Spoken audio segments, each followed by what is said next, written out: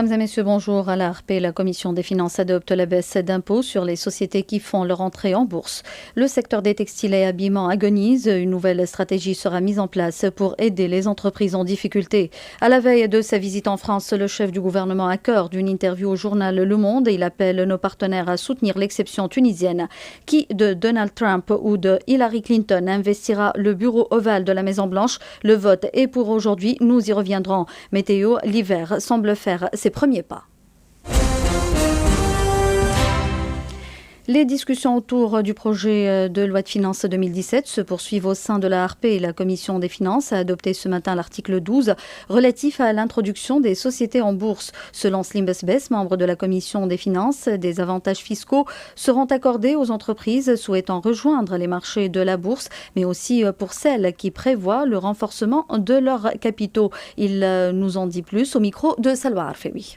La spécificité de la nouvelle disposition, c'est qu'elle harmonise l'avantage fiscal avec la réalité des taux existants. Actuellement, que ce soit les entreprises soumises à 35 à 25%, bénéficient d'un taux réduit de 20% pendant 5 ans lorsqu'ils s'introduisent à la bourse. La nouvelle disposition a tout d'abord différencié le sort des entreprises soumises à 35 et 25%. Pour les sociétés soumises à 35%, ils demeurent donc bénéficiaires du taux réduit à 20%. Les sociétés soumises à 25%, le taux réduit sera applicable à 15%. Comme ça, on donne plus de consistance à l'avantage et les députés ont insisté à introduire une autre nuance de donner plus de vigueur pour les entreprises qui acceptent de s'introduire dans le cadre d'une augmentation de capital. C'est ce qui est le plus recherché par le législateur actuel. Encourager les entreprises non pas pour s'introduire, mais également de s'introduire dans le cadre d'une augmentation de capital créatrice d'emplois nouveaux. Le secteur du textile et habillement en Tunisie souffre aujourd'hui de plusieurs difficultés. Depuis 2011, plusieurs entreprises peinent à retrouver leur équilibre financier et des centaines d'entre elles ont déjà fermé leurs portes. Conscient de la crise, le gouvernement se penche actuellement sur l'élaboration d'une nouvelle stratégie pour permettre aux entreprises de se développer en leur apportant un appui financier et technique. Ziad Laderi, ministre de l'Industrie et du Commerce, nous en dit plus au micro de Rajab Namara. Aujourd'hui, le gouvernement, en concertation avec les partenaires sociaux, avec les acteurs économiques, avec les structures d'appui, avec les partenaires internationaux, avec les experts, est en train de préparer une stratégie de rebond pour le secteur pour les prochaines années, de manière à tenir compte de la place privilégiée que ce secteur occupe dans le tissu économique tunisien depuis les années 70, mais également lui donner les conditions de développement, et notamment en améliorant la formation, en développant la qualité des ressources humaines, en développant la qualité de l'appui technique donné aux entreprises avec le centre technique textile, également un appui financier pour les entreprises qui sont aujourd'hui en connaissant des difficultés conjoncturelles, avec un fonds de 200 millions de dinars qui sera alloué pour les PME dans le cadre de la finance, également tout un dispositif également d'accompagnement pour les entreprises tunisiennes, pour s'internationaliser, pour exporter et pour conquérir de nouveaux marchés à l'international. L'usine de textile au gouvernorat du Kef a repris ce matin ses activités. Les deux parties administratives et syndicales ont pu accorder leur violon sur les points de revendication des employés. Le point avec notre correspondant Jamel Tibi.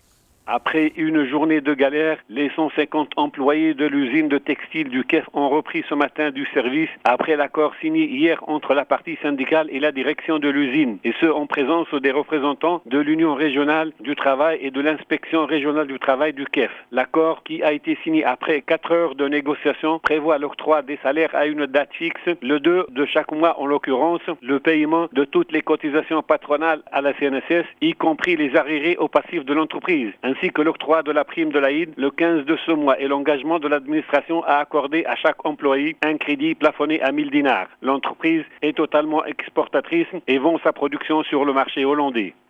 Le taux d'inflation régresse en octobre. Il est à 3,9% contre 4,2% en septembre. Cette régression ne reflète pas les prix qui restent toujours en hausse. Explication de Nejib Hawesh, sous-directeur des statistiques des prix à l'INS, au micro de Salwa Arfewi.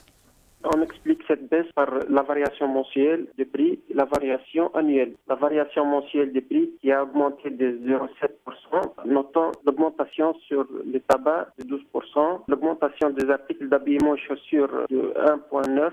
On a une augmentation remarquable sur les achats des voitures neuves 4 chevaux de 2,6%. Grosso modo, on a une variation de 0,7% pour le mois d'octobre par rapport au mois de septembre 2016. En ce qui concerne l'inflation, elle a passé de 4,2 à 3,9 malgré l'augmentation du prix. Cela est expliqué par la diminution du rythme d'évolution du prix par rapport à l'année 2015. Pour 2015, on a une variation de 1% contre 0,7% cette année. Donc la différence, 0,3%, on retrouve directement sur l'inflation 3,9. Il y a un recul de l'accélération d'augmentation du prix. C'est pour cela qu'on a une inflation qui a passé de 4,2 à 3,9. Le chef du gouvernement Yousef Chahhed a accordé une interview au journal Le Monde dans lequel, à la veille de sa visite à Paris, Yousef Chahhed appelle la France et les Européens à se mobiliser en faveur de l'exception tunisienne. Il ajoute qu'aujourd'hui le défi est économique et qu'il faut se réunir à remettre de la croissance, à faire du développement inclusif dans les régions intérieures, d'où est partie la révolution. Le chef du gouvernement a souligné que notre partenaire, la France, a un rôle important à jouer. Il a ajouté qu'à un moment, il faut s'arrêter, il faut une pause pour faire souffler un peu les équilibres publics. Il demande un engagement fort de la communauté internationale auprès de la Tunisie pour permettre la réussite de notre transition. Le chef du gouvernement Yousef Chahhed effectuera donc demain et après-demain une visite officielle en France. Au cours de la visite, le chef du gouvernement rencontrera le président français François Hollande et le premier ministre Manuel Valls. Yousef Chahhed aura aussi des entretiens avec le président de l'Assemblée parlementaire Claude Barthelone et le président du Sénat Gérard Larcher. Le chef du gouvernement donnera une conférence à l'Institut des sciences politiques de Paris et rencontrera au siège du patronat français une délégation d'hommes d'affaires français. Après 18 mois de joute électorale, les Américains votent ce mardi pour désigner le successeur de Barack Obama. Plus de 200 millions d'électeurs sont inscrits pour le scrutin. Karima Chalouati, depuis les États-Unis, nous fait le point.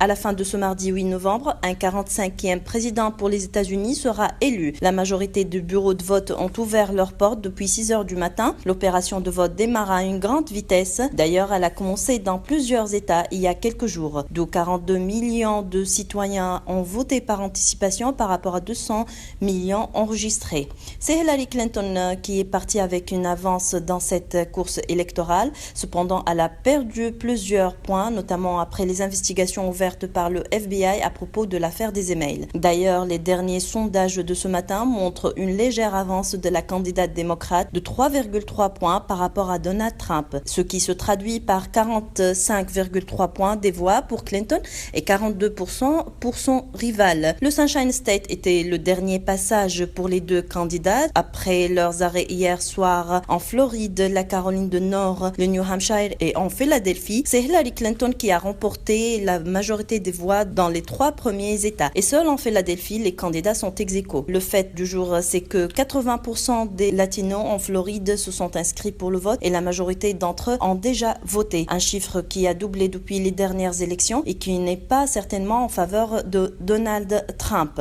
À rappeler que le vote aux États-Unis pour le candidat présidentiel ne se fait pas d'une façon directe. Les citoyens vont voter pour 538 représentants de partis démocrates et républicains et le candidat gagnant devrait remporter 270 des voix. Les Américains voteront aussi pour un nouveau conseil des sénateurs et de nouveaux représentants pour la Chambre des députés au Congrès.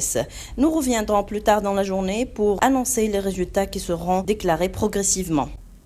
Les combattants kurdes ont conquis la localité irakienne de Beshira au nord-ouest de Mossoul. Un haut responsable du gouvernement du Kurdistan irakien a ajouté que les Peshmerga sont en train de ratisser la ville et de la déminer.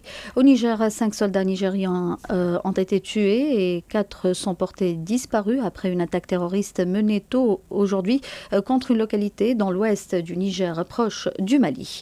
Et puis, retour en Tunisie, 4 Tunisiens membres d'un réseau international de trafic de stupéfiants recherchés par la police ont été arrêtés à la salle d'attente de l'aéroport international Tunis-Carthage. Une source sécuritaire a indiqué ce mardi qu'un d'entre eux, en provenance de Bruxelles, a été appréhendé pendant qu'il remettait au reste du groupe un sac contenant 4885 comprimés psychotropes pour les écouler en milieu de jeunes. L'ancien ministre des Affaires étrangères sous Bourguiba, Mohamed Masmoudi est décédé la nuit dernière. Il sera inhumé ce mardi à Mehdi, à sa ville natale. Il avait également occupé le poste d'ambassadeur de Tunisie en France. Mohamed Masmoudi était connu pour son habileté diplomatique et pour sa grande culture. Que Dieu lui fasse miséricorde. Les prévisions météo à la fin de cette édition, des nuages abondants avec pluie isolée, temporairement orageuses sur le nord, puis intéresseront progressivement le centre et le sud. Des chutes de grêle seront probablement observées par endroits. Les températures maximales sont comprises entre 14 et 18 degrés dans les régions ouest et entre 18 et 22 degrés ailleurs et atteignant localement 24 degrés dans le sud. Je vous rappelle les principales informations de cette édition avant de vous quitter. À la Harpe, la Commission des finances adopte la baisse d'impôts sur les sociétés qui font leur entrée en bourse.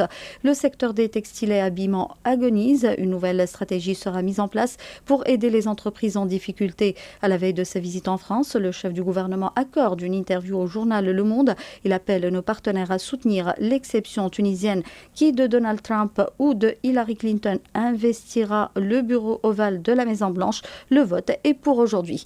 Ainsi prend fin cette édition. Merci de nous avoir prêté attention. L'équipe de la rédaction vous donne rendez-vous à 15h pour un flash d'actualité. Restez à l'écoute de RTCI.